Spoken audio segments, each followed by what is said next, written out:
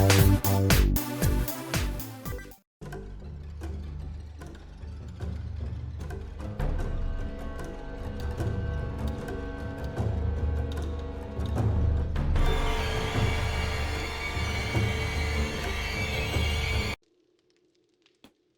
Homolex Lives. I think it's time we play a little 7 Days to Die, which I wish I'd realized a couple minutes ago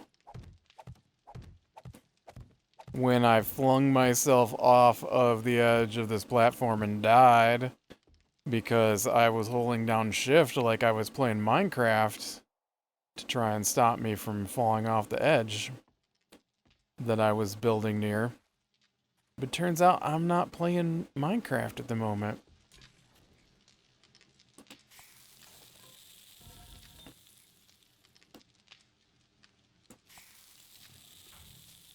Turns out I'm just getting myself killed. Alright, food, wonk. Nope. Gunpowder.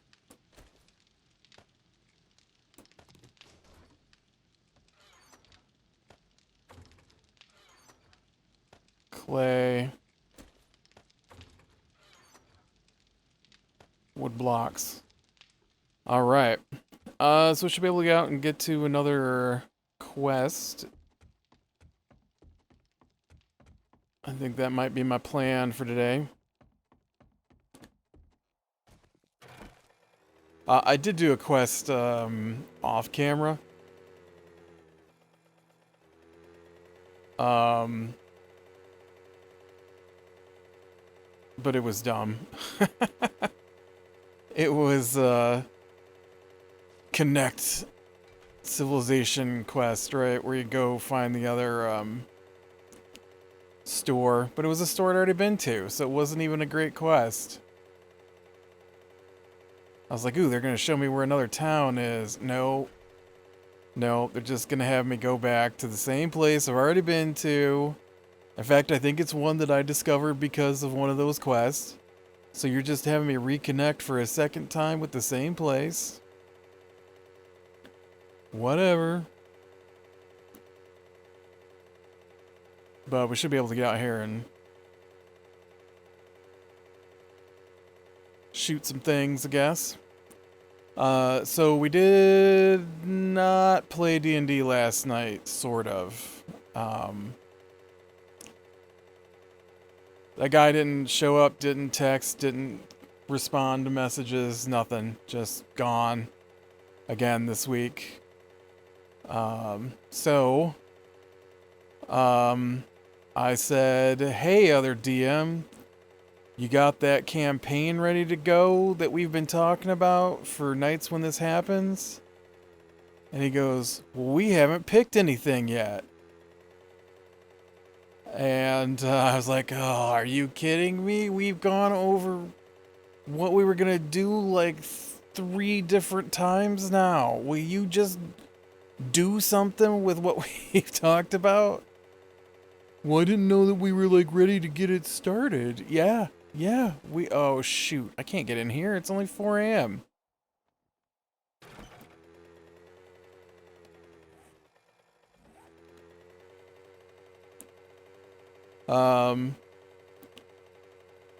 So he said, did we pick something? I'm like, well, we've talked on 2 separate occasions about how we were going to do Spelljammer because you were so excited about Spelljammer.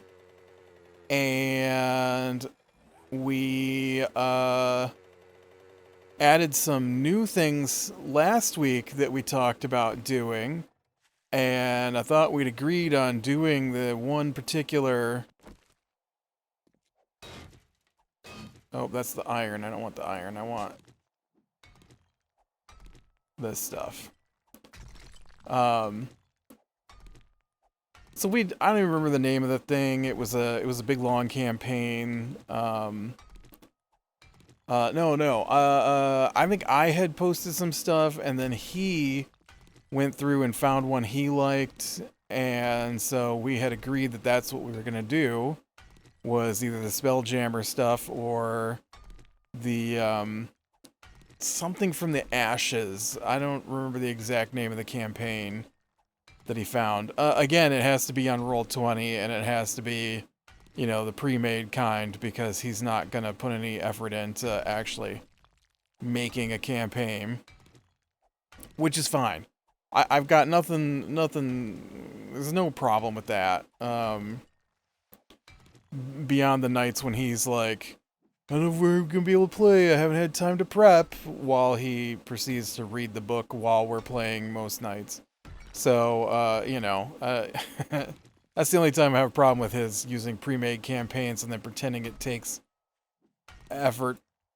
Again, if you take a pre-made campaign and you have to find the maps, load the bad guys, you know, all that stuff, roll loot tables, whatever.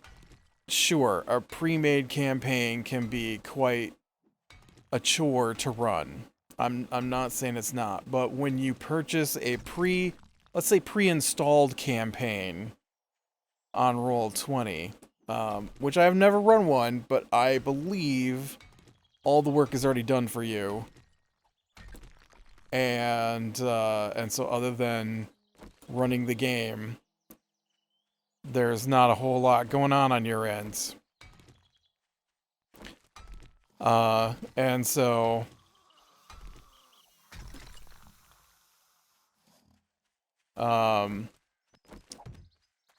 anyways, so he only wants to run things that are pre-installed on Roll20, and I got no problem with that. There's quite a few on there. And so then, you know, we talked about campaigns. We talked about multiple different campaigns. He decided we were going to do this Ashes campaign or Spelljammer, and he decided before we played again. And so then last week we played my campaign, so he didn't have to talk about that. And so then this week, you know, he's like, oh, I didn't know if we had picked anything yet. I thought we were still trying to... Dude. So not only did he pretend that we hadn't picked anything yet,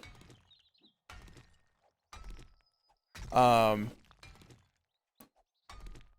he also loaded up a totally different campaign than anything we discussed, which was bizarre. So not only did you know that we had picked stuff, but you also searched for different things in between sessions that we didn't even talk about. And then decide that's what you wanted to run instead of what we had already discussed that we were going to run.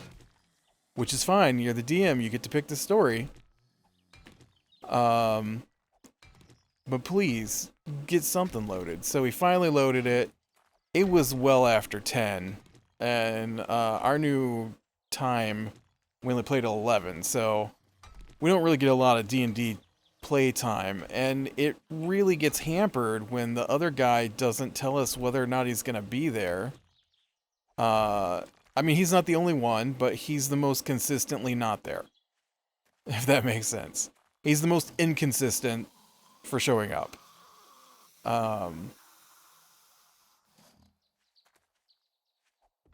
And I would say on the opposite end, I'm the most consistent on showing up. So, because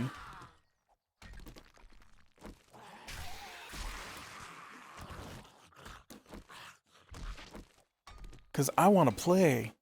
Like, they say they want to play, but then they don't put in the effort to actually, like, show up, right? So, to me, that means you don't want to play the way I want to play.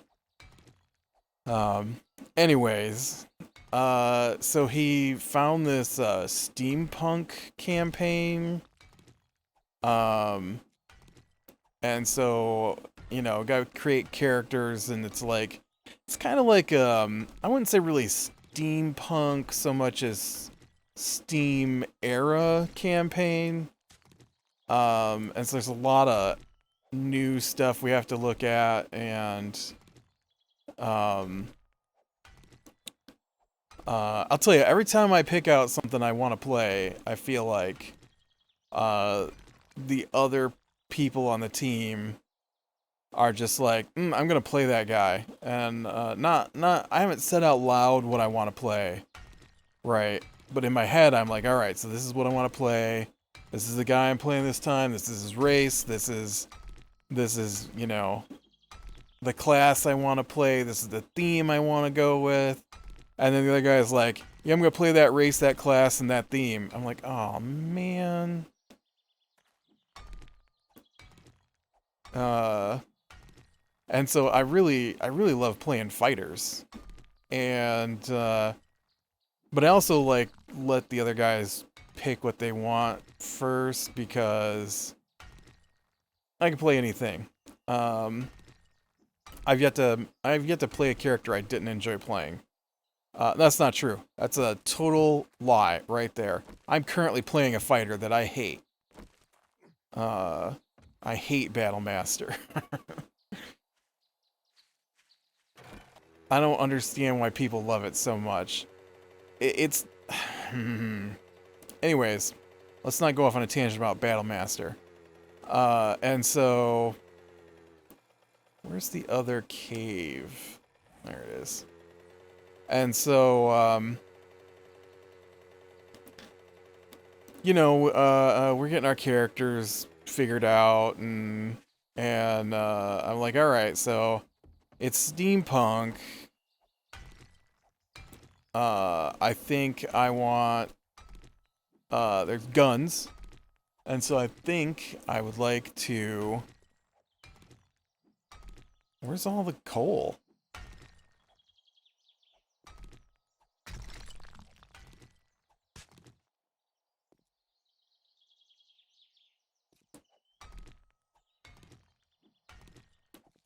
My coal mine run out of coal? Man, I'm gonna have to go find more coal. There's like nothing but stone down here.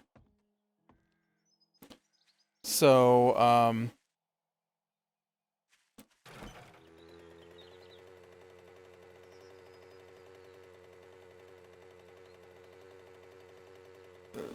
want to play like a gunslinger. Was my thought, because there's like this whole theme thing that gets added to this campaign. There's like, I don't know, 9 different themes you can choose from, and so they give you bonus abilities and tiny bonus abilities. But one of them was a gunsmith, and so since there was such a array of guns in the game, I thought it'd be fun to play the class Gunslinger. But Gunslinger's a fighter. I mean, to be fair, it's a ranged fighter and stuff, but and so I'm like, hey, is it alright if I play the Gunslinger? Because the Gunslinger's not standard D&D. It comes from one of the D&D shows, Critical Role. But it's on D&D Beyond, right, that we use to make our characters from. And so, our DM, he hems and he haws, and he's like, I don't know, let me look at it. And he's like, I don't think you're going to want to play this because blah, blah, blah, blah, blah. And then he's like, anybody can use guns. And I'm like, yeah, but the gunslinger's got like gun-based abilities. I kind of wanted to go for like a gunslinger kind of thing, like a Wild West sheriffy kind of guy, and not something I ever really played in D&D before. And then the other guys, and then I'm like, well, what did you make for your characters, other guy? And the other guy's like, well, I made this fighter, and then I made a paladin. And I'm like, oh, ooh, that's a lot of fighter going on in our group. I think, you know what? I need to mark this on the map here. Nope, that's not what I wanted to do. And so I was like, never mind, I'm not gonna do I'm not gonna do the Gunslinger guy. Never mind. And, well, the DM, of course, he doesn't really listen to what anybody says. And so he's like, well, I'm, blah, blah, blah, guns, blah, blah, blah, rules for guns, blah, blah, blah. I'm like, I'm not doing the Gunslinger thing. And he's like, well, this theme would be really good for your Gunslinger. Like, if you're going to do the Gunslinger, you probably want to go with this theme. I'm like, I'm not doing the Gunslinger thing. We already had too many fighters. I didn't want an entire party of fighters here. I should probably get some other support utility going. And he's like, well, because the Gunslinger guns are... I'm like, I'm not playing the Gunslinger. Sheesh, guy, listen.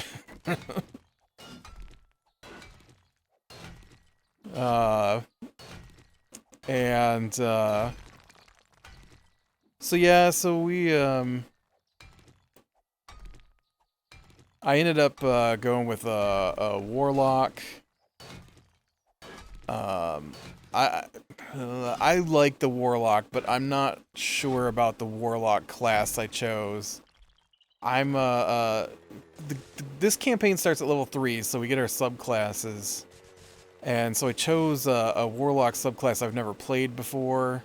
I don't really like the Find Familiar spell in the game as a DM or as a player. I haven't really used it myself, but I've played in a campaign where a guy used it heavily, and I find it annoying. I feel like while you want your character capable of performing as many actions as possible, you are on a team, and so I feel like it's better for the team if you let people specialize in particular sets of actions. And so it's super annoying to have the guy with a familiar try and take everybody's actions. And so, like, you've got a ranger who specializes in, like, scouting and tracking, and then the guy with the familiar is like, oh, well, I made this owl, and, it does everything that your guy does, but with a better bonus, and I don't have to, put myself in danger, and it's faster than you, and it can fly, and, and so it's just, it gets to be really, really annoying to me. And on top of that, the guy who was using it was so slow in his turns that he literally, because of the way his character was made, could interact with every turn that happened, even if it wasn't his. And so there were combat sessions where every time somebody went to take their turn, he had to do something on their turn. Only he likes to talk out what he's going to do every time. And so it ends up with him just talking and talking and talking about all the options he has to do while you're trying to take your turn. So yeah, alright, I'm gonna buy this just because I have a ton of money.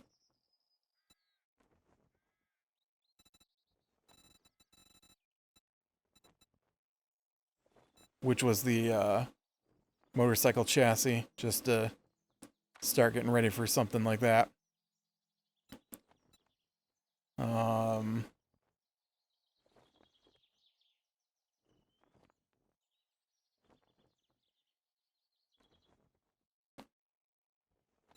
Here, you might as well. All right, now that we're done doing business, get out of my store. I am getting out of your store. So yeah, so the other guy, he ended up with, a fighter of some kind. I honestly don't remember what his first choice was. It was a fighter of some kind, and then his second was a paladin, and then he didn't know what to go with for theme, so he chose, I don't remember what theme it was, because the themes are weird. Uh, it's a weird. I haven't read through all the documents that were all the player handouts yet that we were given. I've only read some of them, so I'm not sure exactly of the setting, but it appears we're on an island. We're in like a big city on an island. We're constables for the royal police, and it looks like a king is coming to visit because they're unveiling the first steamship, and we've been working. I did read the intro to our first quest thing, and it said that we've been working to make sure everything was safe for the parade and whatnot, and now the parade's about to start, and so we're on crowd control during the parade to start the campaign. So I'm aware that we're constables and that, but beyond that, I'm not real versed in the lore of the island. But the themes tend to be weird. They don't seem particularly amazing. But I took some because you get feats. You take a theme, you get a first level feat to start with. And so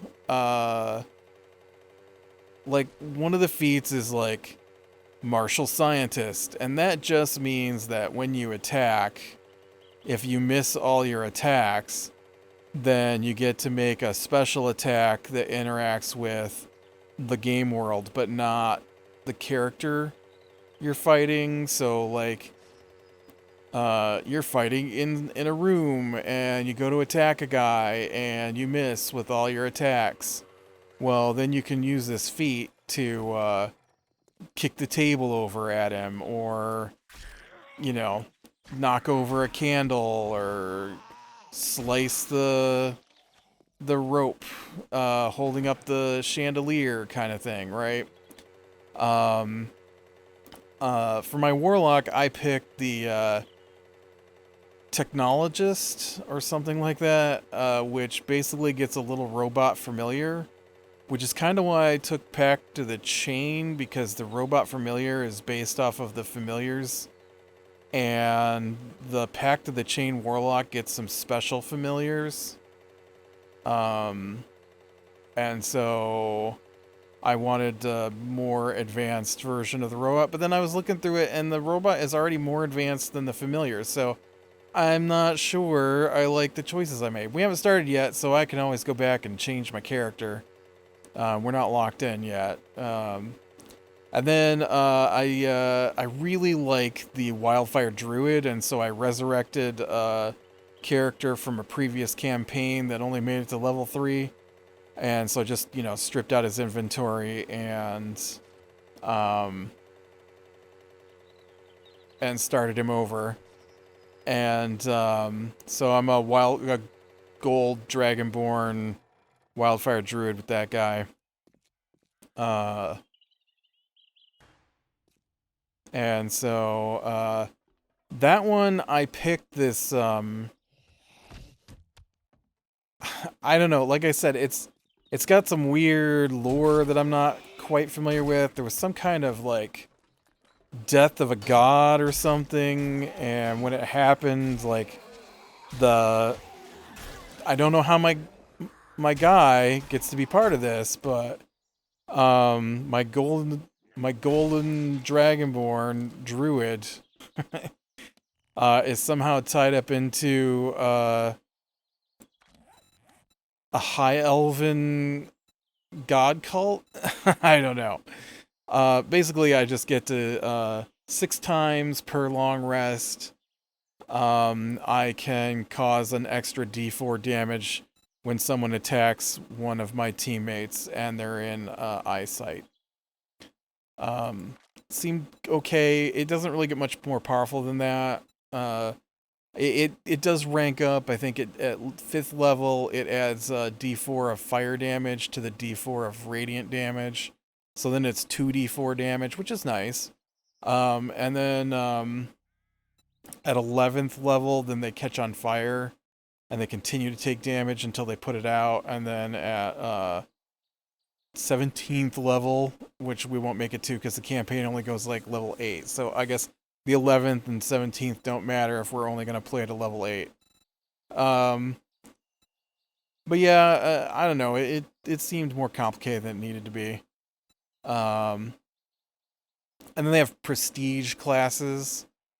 So you can get like the technologist can get a suit of armor that's steam powered, which is why I took the technologist. To be honest, and then I don't know what the cultist dude grows into, but yeah. So that's what we're setting up to go next time when the other guy doesn't show up and it's the other DM's turn to run a campaign. The other guy who plays with us said that he wanted to run a campaign now too. So here's hoping that he oh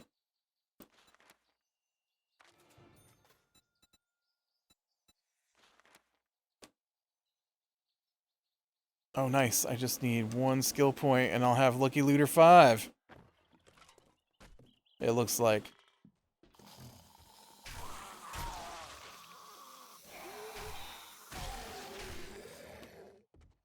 I was trying to think.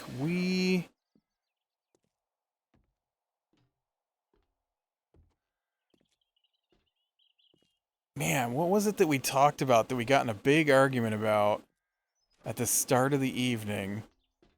I was like, "Ooh, I'm gonna save that story for later in this episode," and I don't remember what it was. It was something to do with D&D, I'm sure. Um,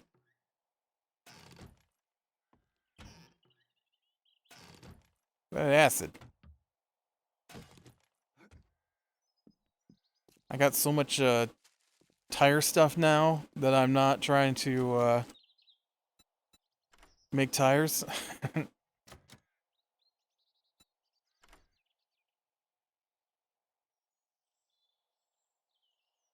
Yep, I don't remember. I don't remember what we were arguing about.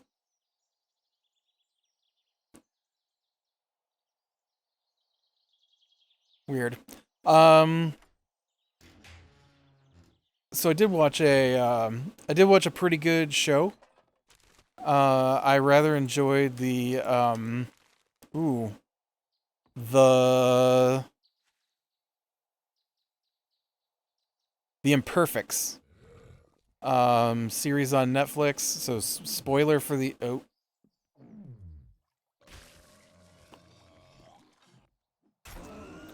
spoiler for the Imperfects. It's pretty good. It was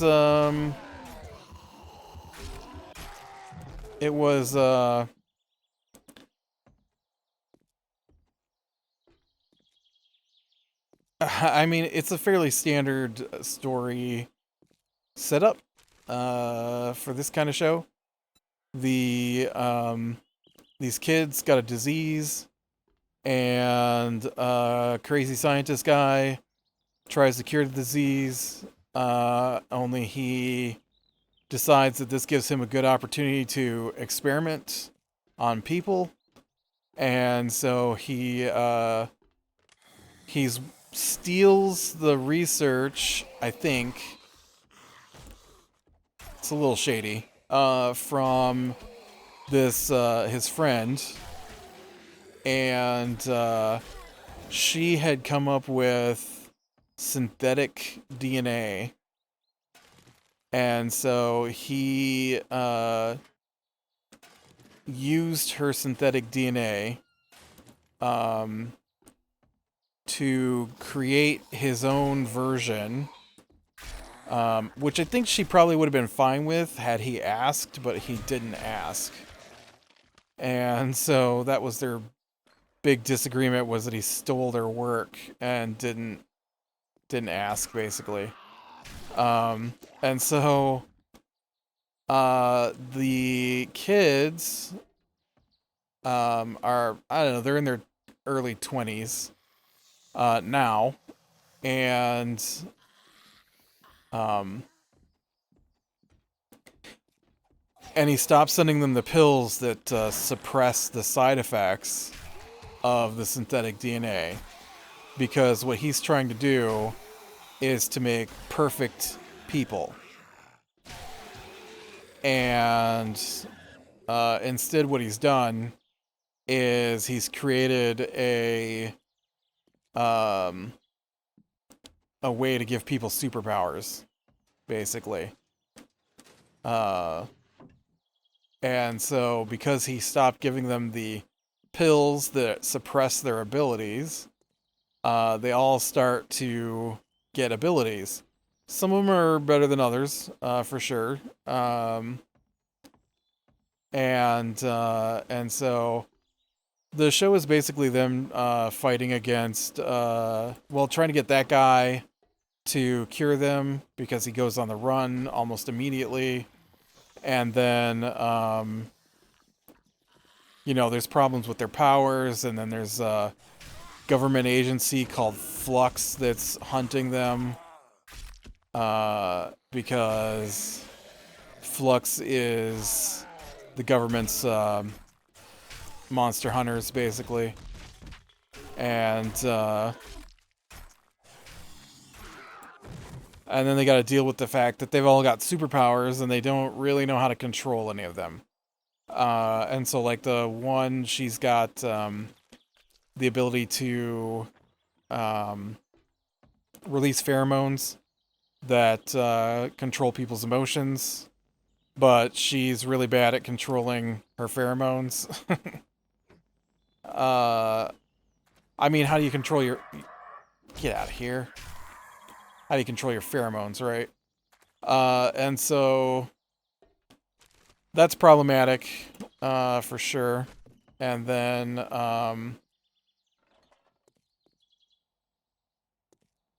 the one of them turns into basically a werewolf. He's a Latino, so his werewolf is a chupacabra instead. It's still a werewolf. Okay, this isn't where I thought I'd be.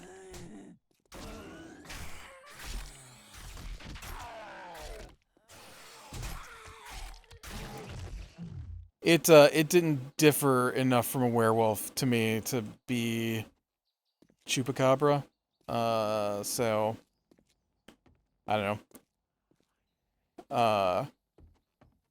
And then the third character, her ability was all about sound. And oh, this building has turned sideways. I didn't realize it.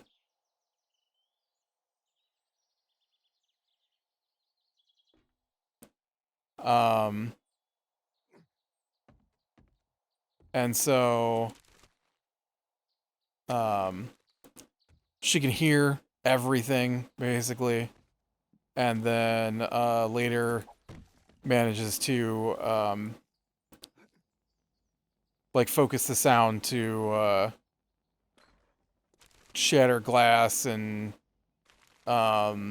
she kills people eventually with her sounds. And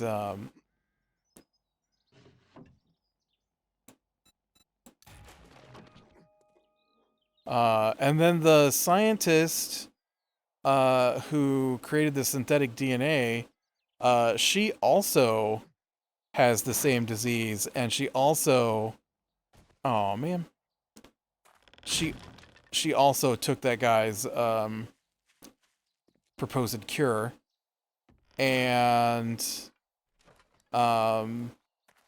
so she has like a Jekyll and Hyde thing going on.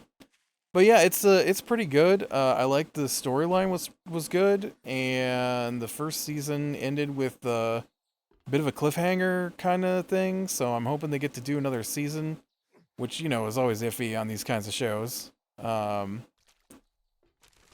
yeah, pretty enjoyable. And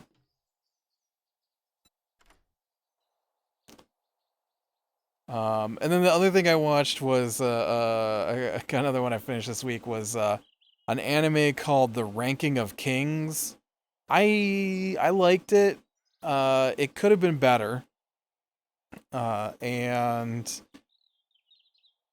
there's an awful lot of crying in it that I could have done without. But what are you gonna do? It was there's a kid and he is deaf mute, and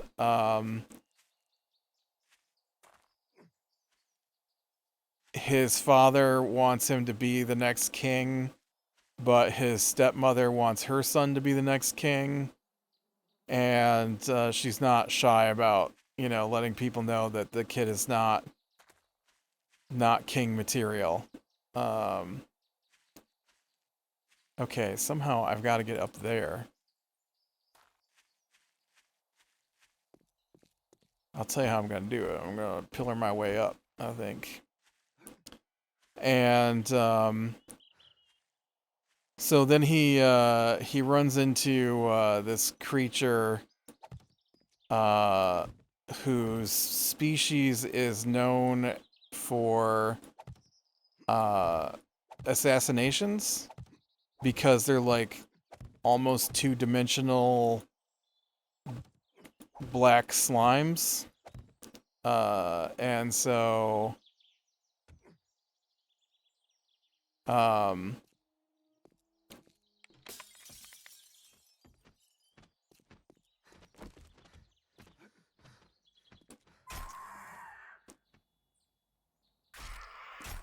but somehow that thing can understand him, and so it makes it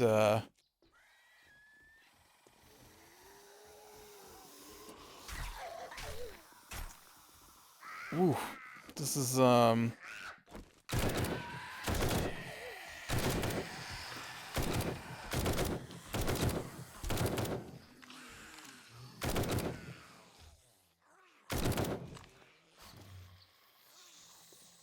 so then it turns into, a fairly standard... Whoops. Wow, guy. Wow. That was some terrible aiming. Fairly standard go places, learn new abilities, kind of anime. And, yeah, I liked it. Like I said, though, there's a lot of crying, and when they cry, like, their entire face is, like, just covered in tears, and, like, snot coming out of their nose, and drool coming out of their mouths. They're crying so hard. Just everybody. So it's a little weird, and the animation style is a little weird. But, yeah, I enjoyed the story for the most part. I wish it'd been a little more, like, they spent so much time getting this kid trained up to be this powerful fighter, and then he barely does any fighting. I would have liked it to have been a little more, lean a little harder into the fighting aspect of things than it did. But, oh look, I got another wheel.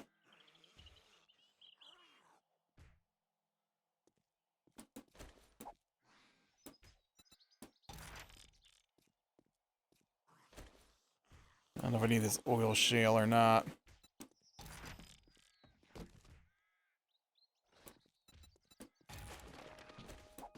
Okay, none of this is the thing I came up here for, though. And I still have some zombies to take out.